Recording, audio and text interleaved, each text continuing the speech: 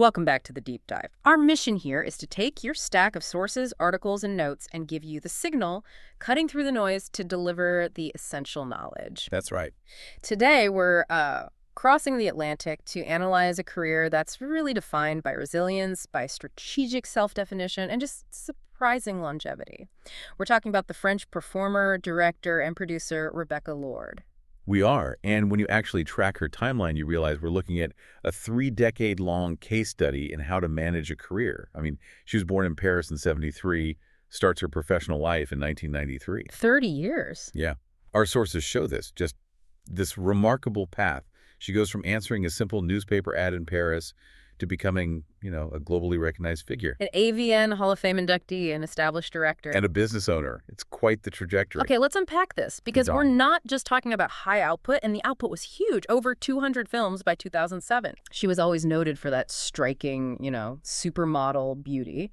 But her story is really about navigating the extreme demands of a niche industry while somehow keeping absolute control over her personal and professional lines. That contradiction is the key. It's the core of this whole deep dive, I think. The documents we have, they really highlight this profile of high agency. She didn't just stumble into this.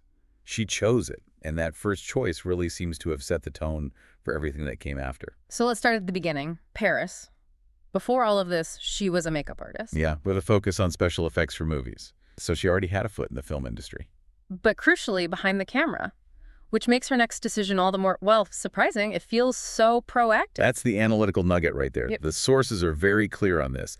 The catalyst for her getting into the adult industry in '93, it wasn't money. It wasn't because she was out of work. No. She saw a newspaper ad for a film by Patrice Cabanel, and she said in interviews that she took the job purely out of curiosity. She's curious. She just wanted to know what the experience was like. Curiosity as a career driver.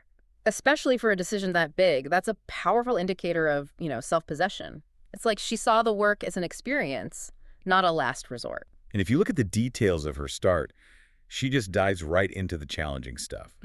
She specifically recalled her very first scene ever. It was an anal scene. Wow. Okay.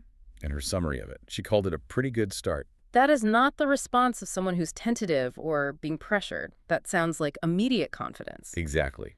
She definitely didn't ease into the shallow end. Now, if you connect that professional choice to her personal identity, the sources mention her childhood. She went to parochial school. Right, which she claims later led her to become a resolute atheist. I see a pattern there, a defined identity that sort of pushes back against established systems. Consistently.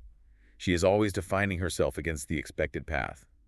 And that even extends to her professional name, her stage name. Oh, right. She didn't start as Rebecca Lord. No, she used names like Rebecca Kerr and Rebecca Bruns.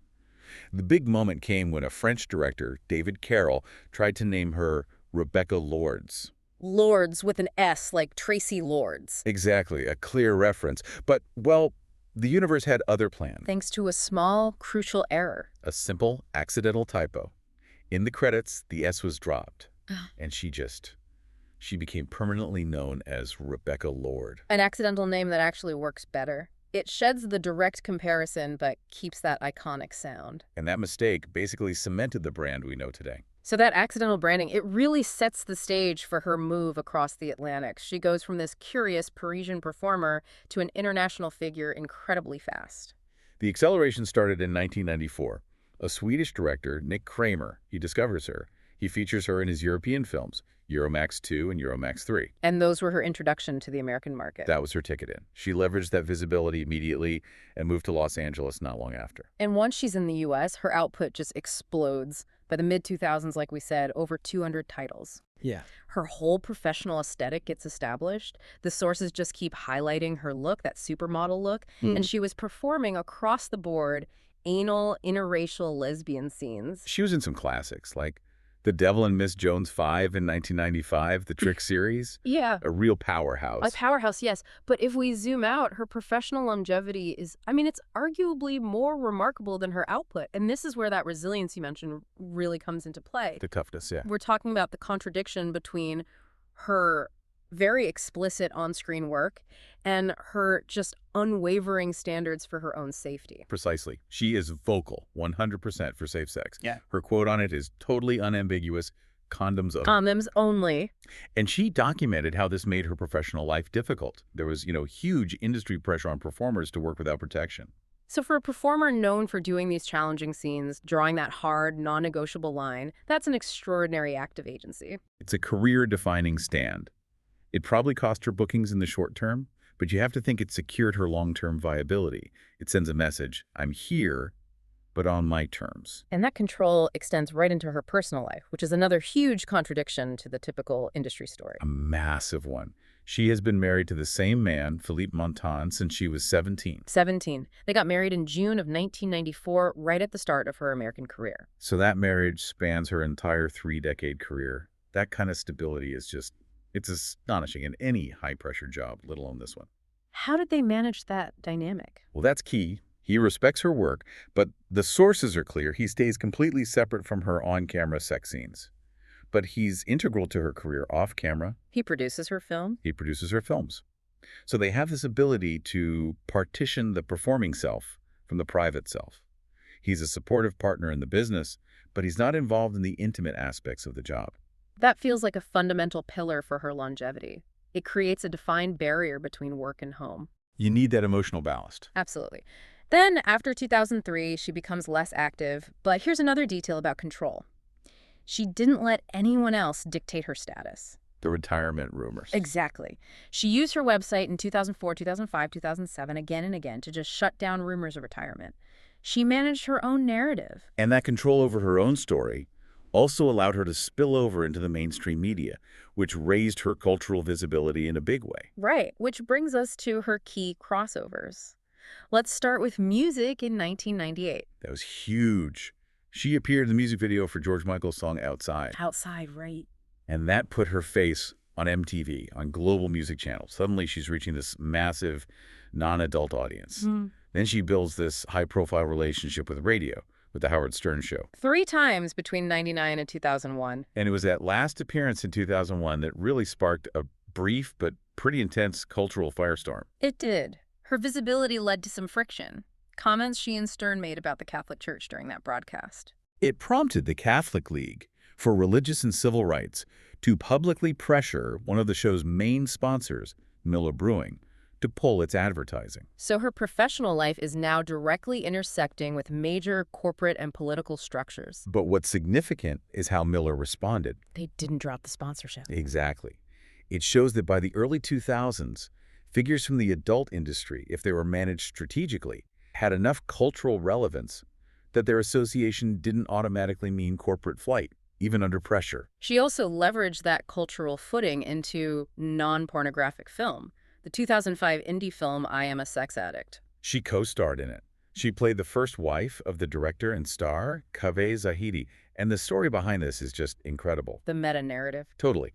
Zahidi claimed he hired her without knowing she was an adult film actress, and he decided to announce his discovery to the audience within the film itself. So it becomes part of the cinematic narrative. It blurs the line between her public identity and her fictional role. And that choice by the director to weave her real-life status into the film, that's a huge statement about the cultural weight of her persona. She was a known quantity. But even with that high-profile project, there were still issues. The underlying reality of being an international professional. She had visa problems during production, which forced the final scenes to be shot all the way over in Paris. So even at the height of that crossover success, there are still these unique constraints on her career. Right. So she's an accomplished performer, but the analysis would be incomplete if we didn't look at her transition from performer to owner. That seems to be the ultimate goal. Ownership is the crucial next chapter. She didn't just rely on performing, she took control of the means of production. She's the owner of Rebecca Lord Productions. And she's directed and produced several videos, Pure Sex, Episode 2, La Secrétaire. This entrepreneurial spirit is what ensures her involvement in the industry stays active and profitable, even as her on-screen time goes down. And the industry certainly recognized her status as both an enduring performer and a creative force. Oh, she received the highest accolades. Induction into the AVN Hall of Fame in 2013. And she kept winning major awards late in her career, like a 2016 XBIZ award for Do Not Disturb. And she published her autobiography that same year, To My Dear Civilians, with Love. She's controlling the narrative of her own history. Completely. Despite all this success, directing, crossover, appeal, she keeps this very clear, almost clinical definition of her core job. She refuses to be called a mainstream actress. And her reasoning is remarkably direct. I mean, it's totally unpretentious. Yeah. She stated that her primary job is to have sex on camera. That's a direct quote. Yep. And she says she doesn't think she acts well enough for mainstream work, so she prefers to focus on the work she excels at and owns. It's a statement of professionalism. Prioritizing the core competency of her brand. What's fascinating, though, is a contrast between the intensity of that job and what she does when she's not working. Her hobbies sound, well, peaceful. They do. Her private life seems structured to be the complete opposite of her public one. She enjoys things like boating, riding horses, caring for her dogs. And she's a frequent moviegoer. She attends movie theaters often. These are grounding, low-chaos activities. They don't involve performing. They involve quiet care and consumption. It sounds like a deliberate effort to balance the high-pressure, chaotic parts of her job with profound personal stability. And she's still active today, right? That's right. Platforms like OnlyFans and X. She still ranks highly among French performers. The sources say she lives between the U.S. and France. Her favorite cities, Las Vegas and New York. High-energy urban centers. But the most telling detail, I think, is her long-term goal, her aspiration for when she finally leaves the adult industry. The ultimate ambition. She stated clearly that when she quits, she wants to own something completely different, specifically a restaurant or a nice bar, a hands-on business she can manage for the long haul.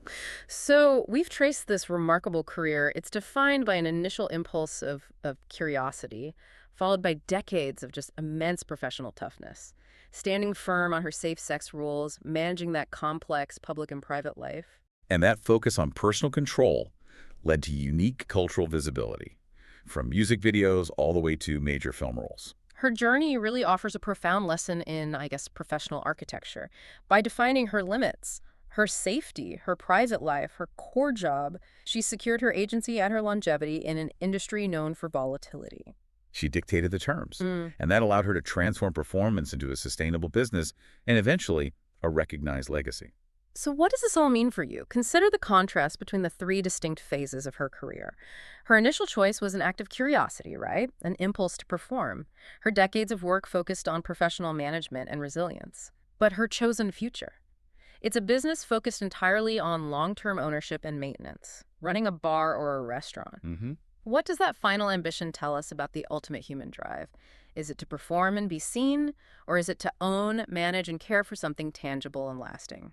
Think about that shift from performance to ownership as you go about your day.